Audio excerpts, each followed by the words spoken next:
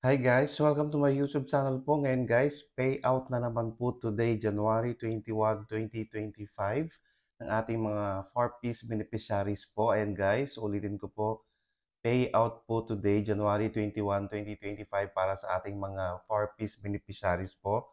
Babasahin po natin. Okay.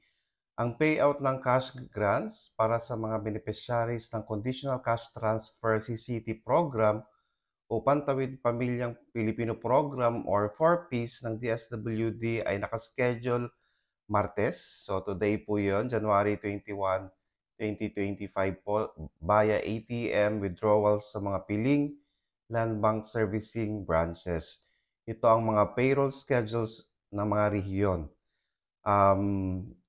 P2 2023 RCCT1, CVS Regular, 4 Initial Regular. Nandyan po ang Regions 2, 3, 4A, 5, 6, 7, 8, 9, 10, 11, 13, NCR, Mimaropa, Caraga, and Barm.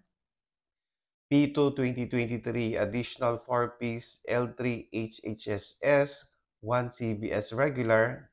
Nandyan po ang Regions 8, 9, 12, Caraga, and Barm guys. So ito po yung mga payout schedule po natin at rehiyon po na makakatanggap today, January 21, 2025 po ng kanilang cash payout sa mga 4-piece beneficiaries po natin.